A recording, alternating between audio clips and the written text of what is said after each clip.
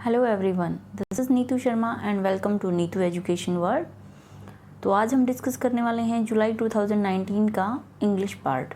इससे पहले हम 7 क्लासेस कर चुके हैं जुलाई 2019 के पेपर सीटेट पेपर 1 की, जिसमें हम सीडीपी, हिंदी, ईवीएस और मैथ्स के सारे पार्ट्स मतलब ये चारों पार्ट डिस्कस कर चुके हैं। और आज हम करेंगे इंग्लिश वाला पार्ट डिस्कस। तो अगर आपने वो वाले वीडियोज़ नहीं देखे हैं तो नीचे डिस्क्रिप्शन में उनके लिंक हैं, उनको भी देखिए। और आपके जो भी सजेशन हो वो प्लीज़ कमेंट बॉक्स में कमेंट ज़रूर कीजिएगा। तो आज हम करने वाले हैं इंग्लिश पार्ट। और शुरू करने से पहले अगर आपने अभी तक चैनल को सब्सक्राइब नहीं किया है तो प्लीज़ सब्सक्राइब कर लीजिए। वीडियो अच्छा लगे तो लाइक कर दीजिएगा और नोटिफिकेशन बेल को ज़रूर प्रेस कर लीजिएगा ताकि आपको आने वाले सारे वीडियोज़ के नोटिफिकेशन मिलते रहें। तो इंग्लिश पार्ट में हमारे 2 पार्ट्स होते हैं, जिसमें कि 15 मार्क्स का आपका इंग्लिश पेडागोजी होता है और 15 मार्क्स में आपके 2 पैराग्राफ आते हैं। ठीक है, तो पहले पैराग्राफ वाला पार्ट है, हम देख लेते हैं। ये आपको एक पैराग्राफ गिवन है, तो पैराग्राफ मैं रीड नहीं करने वाली हूँ, मैं डायरेक्ट आपको क्वेश्चंस के आंसर बताने वाली हूँ। पैराग्राफ आप खुद से पढ़ लीजिएगा। मैं एक बार आपके लिए स्क्रॉल कर देती हूँ। ये इतना बड़ा पैराग्राफ है, आप इसको चाहो तो बीच में स्टॉप करके और रीड कर सकते हो। तो सबसे पहले है हमारे पास इंग्लिश पेडागोजी से, और ये वो पेपर है जो एज अ लैंग्वेज 2 जिन्होंने इंग्लिश को चूज किया है। ठीक है, तो पहला क्वेश्चन हमारे पास question number 121, the health project launched in the tribal areas aim to, कि जो हेल्थ प्रोजेक्ट लॉन्च किया गया था ट्राइबल एरिया में, उसका उद्देश्य क्या था या क्या उद्देश्य है। ठीक है, तो ये पैराग्राफ के अकॉर्डिंग वाले क्वेश्चन है। ये जो पैरा गिवन है आपको उसको रीड करोगे तो आपको समझ में आ जाएगा। तो ऑप्शन देख लेते हैं। ऑप्शन सबसे पहले है prevent death during pregnancy and childbirth. Option 2 है raise the living standard in the tribal areas. Option 3 है provide nutrition to the women and children. या फिर ऑप्शन 4 है provide employment along with education. तो इसका हमारा ऑप्शन 1 जो है वो बिल्कुल सही हो जाएगा कि जो हेल्थ प्रोजेक्ट लॉन्च किया था ट्राइबल एरिया में, उसका उद्देश्य था ताकि जो प्रेगनेंसी के दौरान बच्चे की और माँ की जो डेथ होती हैं उनको प्रिवेंट किया जा सके, कि प्रेगनेंसी के दौरान या चाइल्ड बर्थ के दौरान, हाँ, तो प्रेगनेंसी के दौरान या चाइल्ड बर्थ के दौरान जो भी डेथ्स होती हैं उनको प्रिवेंट किया जा सके। नेक्स्ट क्वेश्चन है हमारे पास question number 122, the tribal people trust the health worker mostly because they, कि जो ट्राइबल पीपल हैं, ट्राइबल आप जो पैराग्राफ को समझोगे तो ये एक जनजाति हैं जो रिमोट एरियाज़ में पाई जाती हैं, गांव में मीन्स, ठीक है, जनजातियाँ होती हैं उनको ही बोलते हैं ट्राइबल पीपल। तो वो किन पे विश्वास करते हैं, जो हेल्थ वर्कर्स हैं उन पे मोस्टली विश्वास करते हैं या उनको ट्रस्ट करते हैं बिकॉज फर्स्ट है आपका option help them get employment. Second option है are educated and soft spoken. Third है help them settle their domestic disputes. या फोर्थ ऑप्शन है belongs to their own community. तो इसका जो ऑप्शन 4 है हमारा बिल्कुल सही हो जाएगा कि जो ट्राइबल पीपल हैं वो उन्हीं हेल्थ वर्कर को ट्रस्ट करते हैं जो कि उनकी खुद की कम्युनिटी से बिलोंग करते हैं। ठीक है, नेक्स्ट क्वेश्चन है आपके पास question number 123, read the following statement. आपको ये दोनों स्टेटमेंट पढ़नी है और उनमें कौन सी ट्रू है कौन सी फॉल्स है वो हमें देखना है। तो फर्स्ट स्टेटमेंट है child mortality rate in the tribal areas are very high in the past, कि पास्ट टाइम में जो ट्राइबल एरियाज थे वहाँ पे मोर्टेलिटी यानी कि मृत्यु दर बहुत अधिक था। सेकंड ऑप्शन है कि Parmila and her colleagues are rendering invaluable services to the tribal woman.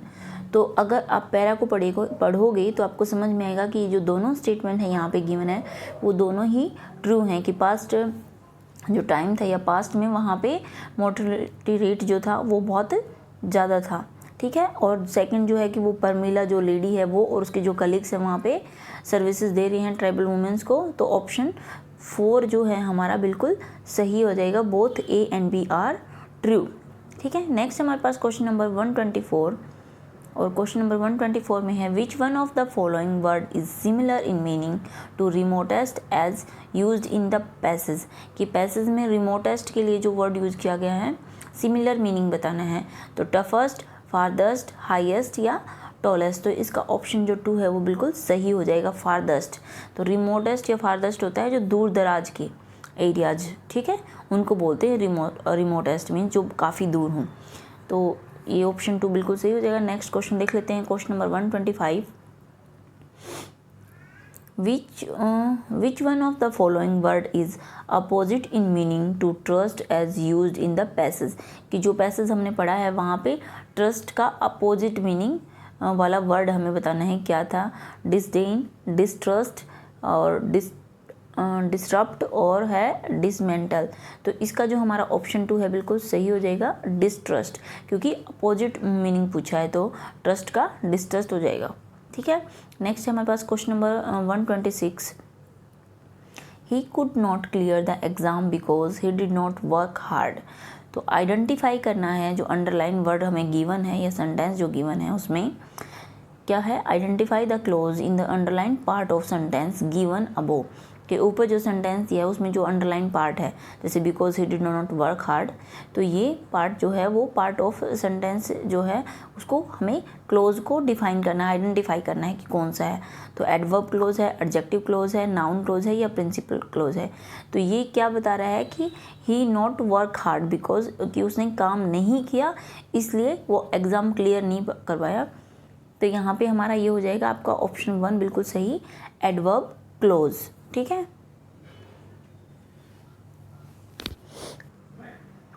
तो 126 का हमारा फर्स्ट हो जाएगा जो कि मैंने बता दिया, एडवर्ब क्लोज। नेक्स्ट है हमारे पास question number 127। Which part of the following sentence contain an error, कि जो आपको गिवन है उनमें से कौन से पार्ट में आपका एरर है। तो the sudden rise and fall of prices make a business very uncertain. तो जो आपका सी ऑप्शन है कि मेक अ बिजनेस, इसमें आपका एरर है, तो ऑप्शन जो थर्ड है हमारा ये वो बिल्कुल सही हो जाएगा। एरर वाला पूछा है ना आपको पार्ट, तो एरर वाला ऑप्शन 3 है। नेक्स्ट आपके पास question number 128, wait a minute, yes 128 पूछा क्या गया है कि the job of the auxiliary nurse is physically challenges because they. तो जो जॉब है ऑक्सिलरी नर्स की वो फिजिकली चैलेंजिंग है। बिकॉज क्यों है वो challenging, have to face opposition from the local traditional healers या are not paid any remuneration for their work. Option third है आपके पास, have to walk through forest and up mountain to reach out to people, या option 4 are not like by people whom they want to help. तो इसका जो option है हमारा according to para option 3 बिल्कुल सही हो जाएगा कि have to walk through forest and up mountain to reach out of to people, कि लोगों तक पहुंचने के लिए उनको बहुत दूर तक जंगलों में और चलना पड़ता है और माउंटेन्स की चढ़ाई करनी पड़ती है। इस तरह से इसका कुछ आंसर है। तो नेक्स्ट क्वेश्चन देख लेते हैं हम। क्वेश्चन नंबर 129 हमारे पास, what is the common among the greatest people mention in para 1, कि पैरा 1 में आपको जो कॉमन ग्रेटेस्ट पीपल के लिए जो कॉमन मेंशन किया गया है वो क्या है। ठीक है, तो they inspired all those who came into contact with them। Option 2 है they worked hard to alleviate the suffering of the downtrodden। Option 3 है आपके पास they tried their best to realize their goal, या ऑप्शन 4 है they resisted every temptation। तो इसका option 3 जो है हमारा बिल्कुल सही हो जाएगा कि they tried their best to realize their goals। Next आपके पास question number 130, how do we stand to gain when we conditions our minds to do our best। तो ऑप्शन आपके पास हैं कि क्या पूछा गया है कि how do we stand to gain when we condition our mind to do our best, कि हम कैसे स्टैंड कर सकते हैं या प्राप्त करने के लिए कि जबकि हम अपने माइंड को कंडीस्ट करते हैं, कंडीशन दे देते हैं कि हमें बेस्ट करना है। तो we earn name fame and wealth, we rise in the estimation of our friends. Option 3 है we are able to overcome all obstacle, या we realize our full capability. तो इसमें हमारा ऑप्शन 4 है जो वो बिल्कुल सही हो जाएगा कि क्या होता है जब we realize our full capability तब हम अपने माइंड को बेस्ट देने के लिए कंडीशन करते हैं। ठीक है, नेक्स्ट आपके पास question number 131, read the following sentence. तो हमें इन सेंटेंस को पढ़ना है और देन आंसर करना है कि इनमें से कौन सा सही है या कौन सा गलत है। ऑप्शन ए है all successful people are committed to kaizen. Option B है if we can control our mind it will serve us wonderfully.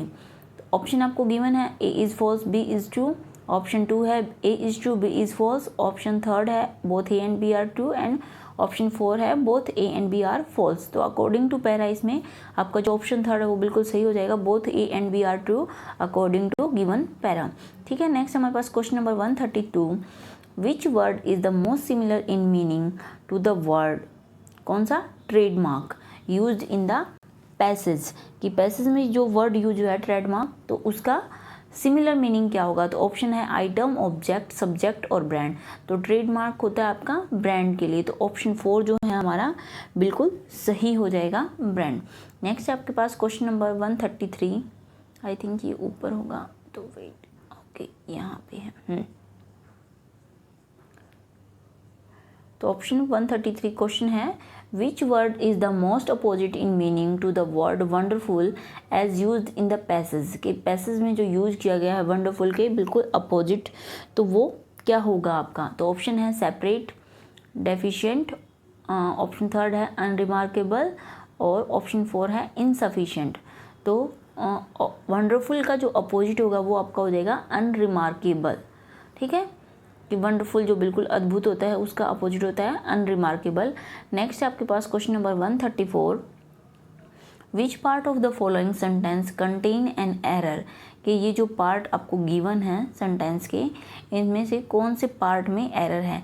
Since time immemorial the Hindu have been worshipping the river Ganga. तो इसमें से हमें बताना है कि कौन से पार्ट में हमारा यहाँ पे एरर है। तो इसमें जो ऑप्शन है आपका मीन्स जो फर्स्ट पार्ट है यानी कि ए, सिंस टाइम इमेमोरियल, वहाँ इसी पार्ट में आपका एरर है। तो ऑप्शन फर्स्ट है जो आपका बिल्कुल सही आंसर हो जाएगा कि ए वाले पार्ट में आपका एरर है। नेक्स्ट आपके पास question number 135, how according to the author can we attain our full potential, कि ऑथर के अकॉर्डिंग हम अपना फुल पोटेंशियल है वो कब अटेन कर पाते हैं। तो ऑप्शन गिवन है by putting in a lot of efforts, by proper and ceaseless improvement in all areas, option 3 है by seeking the advice and guidance of successful people, या फिर by working hard and our weaknesses. तो option 2 है according to para वो बिल्कुल सही हो जाएगा कि बाय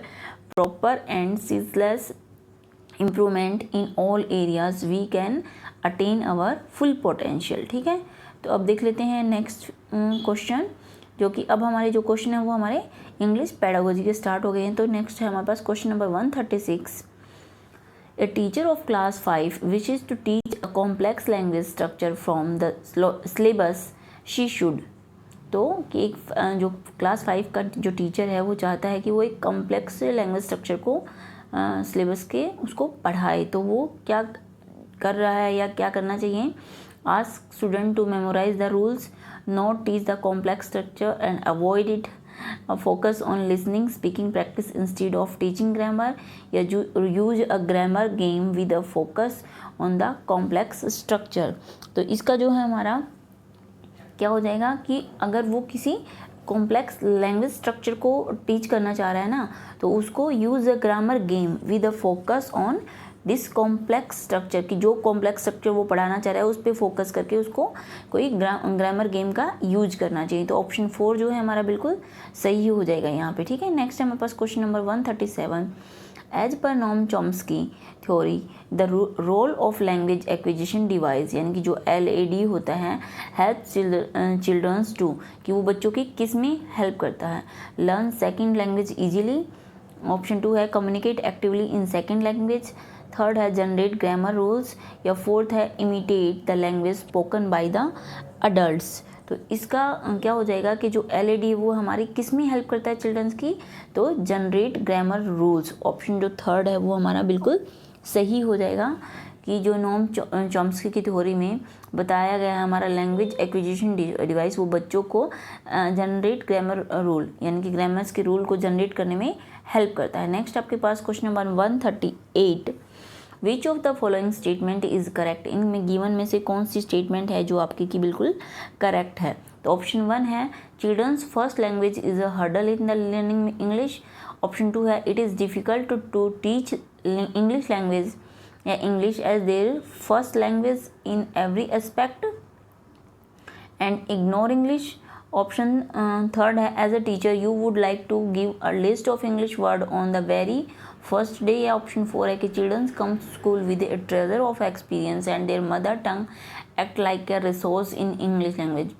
तो ये तो हमने बार बार पढ़ा है और बहुत सारी जगह पे पढ़ा है कि जो बच्चे जिस भी भाषा के साथ आते हैं, जो उनकी मदर टंग होती है, उसको हम एक रिसोर्स के रूप में प्रयोग करना चाहिए। तो इसका यहाँ पे ऑप्शन फोर जो है वो बिल्कुल सही हो जाएगा कि children come to school with a treasure of experience, कि उसके पास एक्सपीरियंसेस का, अनुभव का एक खजाना होता है और उसकी जो मदर टंग है वो एक लैंग्वेज को सीखने के लिए एक रिसोर्स के रूप में काम करती है। ठीक है, तो नेक्स्ट हमारे पास क्वेश्चन नंबर 139 ओके ऊपर है, तो एक बार जाते हैं। हाँ, the study of how word combine to form phrases combine to form clause and clause joins to make sentence is known as। तो इसको क्या कहते हैं? सिमेंटिक कहते हैं, सिंटैक्स कहते हैं, कोलेक्शन कहते हैं या कोलिक्यूअल कहते हैं। तो कंबाइन करना और कंबाइन करके वर्ड से फ्रेज बनाना, फ्रेज से कंबाइन करके क्लोज और क्लोज को ज्वाइन करके सेंटेंस बनाना हमारा सिंटैक्स ही कहलाता है। तो ऑप्शन 2 जो है हमारा वो बिल्कुल सही हो जाएगा। नेक्स्ट है हमारे पास question number 140, English language has been dash consonant sounds. कि जो हमारी इंग्लिश लैंग्वेज है उसमें कितनी कॉन्सोनेंट साउंड्स होती हैं? तो 21, 22, 23 और 24। तो अगर आपने पढ़ा हो तो इंग्लिश लैंग्वेज उसमें हमारे 5 वावल होते हैं। ठीक है, 5 वावल होते हैं और कितने 21 कॉन्सोनेंट होते हैं। तो जो हमारे 5 वोवल हैं वो कितनी साउंड्स क्रिएट करते हैं? वो 20 साउंड्स क्रिएट करते हैं, जबकि जो हमारी 21 कॉन्सोनेंट है वो हमारी 24 साउंड्स क्रिएट करते हैं। तो इसका जो ऑप्शन है वो हमारा ऑप्शन 4 बिल्कुल सही हो जाएगा। और हमारे पास इंग्लिश लैंग्वेज की टोटल कितनी साउंड्स होती हैं? 44 साउंड्स होती हैं। ठीक है, तो नेक्स्ट आपके पास question number 141, according to national curriculum framework 2005 English in India is dash in a multilanguage country. जो हमारी मल्टीलैंग्वेज कंट्री है इंडिया, उसमें जो इंग्लिश है उसको कौन सी भाषा का दर्जा मिला है अकॉर्डिंग टू NCF 2005? तो फर्स्ट लैंग्वेज ये तो होगा नहीं, फॉरेन लैंग्वेज, ग्लोबल लैंग्वेज या एंड एसोसिएट लैंग्वेज। तो फर्स्ट लैंग्वेज तो इंग्लिश हमारी है नहीं, और एसोसिएट लैंग्वेज इसको अकॉर्डिंग टू कॉन्स्टिट्यूशन मिला है दर्जा, ना कि NCF के थ्रू। और फॉरेन लैंग्वेज भी नहीं आएगा, तो इसका हमारा जो ऑप्शन 3 है एक ग्लोबल लैंग्वेज, वो बिल्कुल सही हो जाएगा कि NCF के अकॉर्डिंग इंग्लिश को एक ग्लोबल लैंग्वेज का माना गया है। ठीक है, फिर नेक्स्ट आपके पास question number 142, a teacher divide the class in small groups and ask them to discuss and present their views on safe environment. Students are free to plan and present their choice and creativity. The teacher is facilitating them as and when required. Which approach method is followed in the class.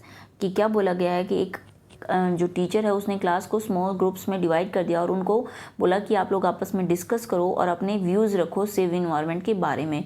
और students free हैं plan करने के लिए, present करने के लिए, अपनी उनकी चॉइस खुद की है, क्रिएटिविटी उनकी खुद की होगी, वो खुद प्लान करेंगे और खुद ही अपना जो उस पर जो भी है सेव इन्वायरमेंट पे प्रेजेंट करेंगे। तो टीचर क्या करेगा? सिर्फ फैसिलिटेटर की तरह होगा वहाँ पे, जब भी उनको रिक्वायर हो वो उनकी हेल्प करेगा। तो विच अप्रोच या मेथड यहाँ पे यूज कौन सा मेथड किया गया है? तो constructivist approach, structural approach, natural approach या डिडक्टिव अप्रोच। तो इसमें क्या है कि बच्चों को अपना जो कॉन्सेप्ट है या अपना जो संज्ञान है उसका खुद ही निर्माण करना है, कह सकते हो। तो ये जो आपकी कंस्ट्रक्टिविस्ट अप्रोच होती है वही होती है। तो ऑप्शन 1 है जो हमारा बिल्कुल सही हो जाएगा कि यहाँ पे उन्होंने कंस्ट्रक्टिविस्ट अप्रोच को यूज किया है। ठीक है, फॉलो कर रहे हैं वो उसको। नेक्स्ट है हमारे पास क्वेश्चन नंबर 143। ठीक है, 143 ओके, एक minute.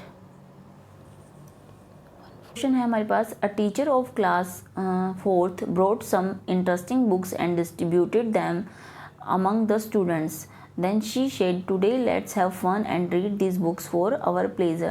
This reading is called। तो क्या बोला है कि क्लास 4 का जो टीचर है वो कुछ बुक्स अपने साथ लेके आए, इंटरेस्टिंग स्टोरी बुक बोल सकते हो या किसी भी तरह की बुक, और उसने बच्चों को बोला कि आज हम इन बुक्स को पढ़ते हैं और लेट्स हैव फन, सिर्फ प्लेजर के लिए पढ़ना है, इसमें से कोई आपसे कुछ क्वेश्चन पूछे नहीं जाने वाले हैं या आपके ये एक आपका करिकुलम का पार्ट नहीं है। तो इस तरह की जो रीडिंग होती है वो क्या होती है?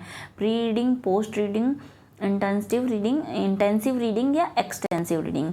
तो देखो बोला क्या गया है कि यहाँ पे वो करिकुलम का पार्ट नहीं है, सिर्फ आपको अपने प्लेजर के लिए। तो जहाँ पे हम प्लेजर के लिए पढ़ती हैं वो हमारी एक्सटेंसिव रीडिंग हो जाती है। तो ऑप्शन 4 जो है हमारा वो बिल्कुल सही आंसर हो जाएगा। नेक्स्ट आपके पास question number 144। A 2.5-year-old child pick up his sibling books and looking at the pictures tell a story. This child is कि एक 2.5 साल का बच्चा है जो अपने सिबलिंग की या भाई बहन की किसी की भी बुक उठाता है और उसमें पिक्चर्स को देख के वो अपनी एक स्टोरी बनानी शुरू कर देता है। तो the child is emergent writer, emergent student, emergent reader या अमरजेंट स्टोरी राइटर। तो इसका जो हमारा ऑप्शन 3 है वो बिल्कुल सही हो जाएगा कि जो बच्चा है वो क्या है, एक अमरजेंट रीडर है। ठीक है, अमरजेंट रीडर बोलते हैं उसको कि वो पिक्चर्स के थ्रू अपनी ही एक स्टोरी बना रहा है और उसको बता रहा है। ठीक है, नेक्स्ट आपके पास question number 145। A teacher of class 3rd find that some students understand the concept more clearly when she explain them orally। तो क्या बोला गया है कि एक क्लास 3rd की जो टीचर है वो ये अनुभव करती है कि जब वो ओरली पढ़ाती है तो कुछ बच्चों को वो कॉन्सेप्ट ज़्यादा इजीली क्लियर हो जाता है या वो ज़्यादा अच्छे से समझ पाते हैं। तो देयर लर्निंग स्टाइल इज़, तो उसका लर्निंग स्टाइल कौन सा है या क्या होना चाहिए, ऑडिटरी, विजुअल, कांस्थेटिक या एस्थेटिक। तो इसका जो हमारा ऑप्शन 1 है जो वो बिल्कुल सही हो जाएगा कि ऑडिटरी, क्योंकि जब वो ओरली पढ़ा रही हैं तभी तो उनके क्लियर हो रहे हैं ना वो सारी चीज़ें। एक मिनट, ओरली पढ़ा रही है तभी तो उनके जो कॉन्सेप्ट हैं वो अच्छे से क्लियर हो रहे हैं ना। तो ये जो स्टाइल है वो कौन सी है, ऑडिटरी स्टाइल हो जाएगा। नेक्स्ट आपके पास question number 146। A teacher ask the student to read the text for information and create their own interpretations beyond the literal level. ठीक है, तो which sub skills is she practicising in the class, कि वो कौन सी skills को प्रैक्टिसाइज करवा रही है क्लास में। क्या बोला उसने स्टूडेंट्स को कि वो बुक को पढ़ें और इन्फॉर्मेशन को अपने ही इंटरप्रिटेशन में उसको बियॉन्ड करें या समझाएं। तो इसमें क्या होता है, पैराफ्रेजिंग होता है, प्रेडिक्टिंग होता है, इन्फेरिंग होता है या फिर समराइजिंग होता है। तो इसमें आपका होता है इन्फेरिंग, कि बच्चा अपने ही उसमें अकॉर्डिंग टू उसका अनुमान लगा रहा है और वो बता रहा है। ठीक है, तो उसको आप बोलते हैं इन्फेरिंग। तो ऑप्शन जो 3rd है वो बिल्कुल सही हो जाएगा। नेक्स्ट आपके पास question number 147। Story telling and listening to stories play an important role because stories, कि जो स्टोरी टेलिंग है और स्टोरीज़ को लिसन करना है वो एक इम्पोर्टेंट रोल प्ले करता है। क्यों करता है, because it's help to teach and learn new and difficult word. Option 2 है use many structure of grammar and help children to learn them, या ऑप्शन 3rd है present language as a whole, या option 4 है आपके पास help the teacher to maintain classroom discipline. तो option 4 तो देखो वैसे ही नहीं होगा, क्योंकि स्टोरी टेलिंग और story listening important role play कर रहे हैं, इसमें डिसिप्लिन की तो कोई बात ही नहीं है। ठीक है, फिर जो help teacher to learn new difficult word ये भी नहीं होगा, और यूज मैनी स्ट्रक्चर, यूज़ तो कर रहा है बहुत सारे स्ट्रक्चर्स में, कोई डाउट नहीं है, लेकिन इसका जो आंसर होगा present language as a whole, क्योंकि जब हम स्टोरी टेलिंग करते हैं या उसको स्टोरी को सुनते हैं तो वो उसको एज ए लैंग्वेज वोल ही उसको संपूर्ण रूप से सीखता है। ठीक है, तो इसीलिए वो उसके लिए बेस्ट हो गया। तो ऑप्शन 2 3rd है जो हमारा वो बिल्कुल सही हो जाएगा, present language as a whole, कि वो लैंग्वेज को एज अ होल प्रेजेंट कर रहा है जब स्टोरी टेलिंग करता है। नेक्स्ट आपके पास क्वेश्चन नंबर 148।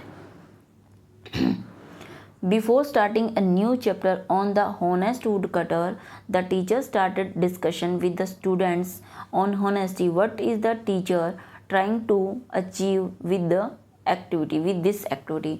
कि टीचर को क्लास में एक नया चैप्टर स्टार्ट करवाना है हॉनेस्ट वुड कटर का, जो लकड़हारे वाला है ना, जो एक ईमानदार लकड़ा वो वाला। तो उससे पहले वो क्या कर रहा है कि बच्चों के साथ ऑनेस्टी के बारे में, ईमानदारी के बारे में डिस्कशन कर रहा है। तो what is the teacher trying to achieve, कि वो एक्टिविटी से रिलेटेड क्या अचीव करने की कोशिश कर रहा है। तो activate student attention, activate student skills, option 3rd है आपके पास एक्टिवेट स्टूडेंट प्रीवियस नॉलेज, या फिर ऑप्शन 4 है आपके पास कि activate assess students level of language and its uses.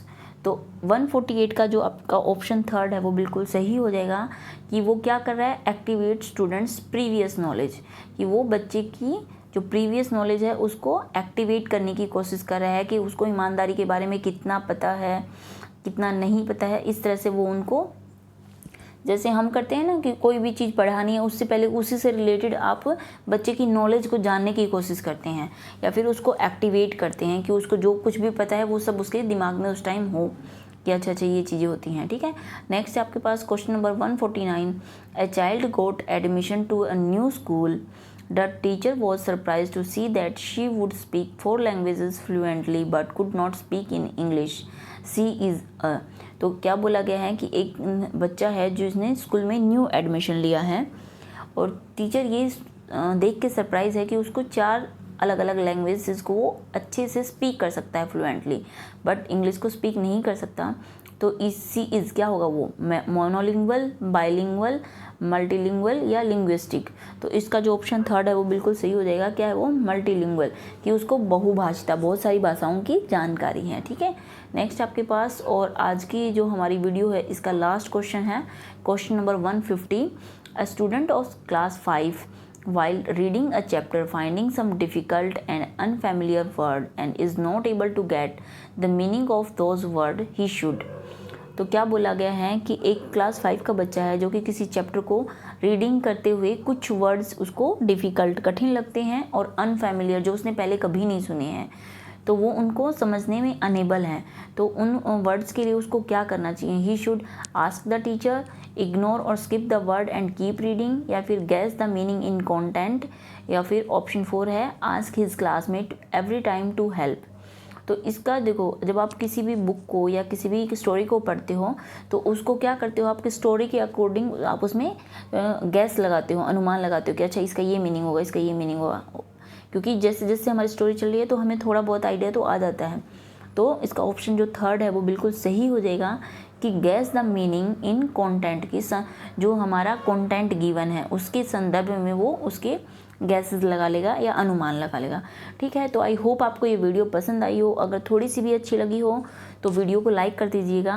Channel को अभी तक सब्सक्राइब नहीं किया है तो प्लीज़ सब्सक्राइब कर लीजिएगा, और पास में लगे नोटिफिकेशन बेल को भी प्रेस कर लीजिएगा ताकि आपको आने वाली सारी वीडियोज़ की नोटिफिकेशन मिल जाएँ। Thank you for watching.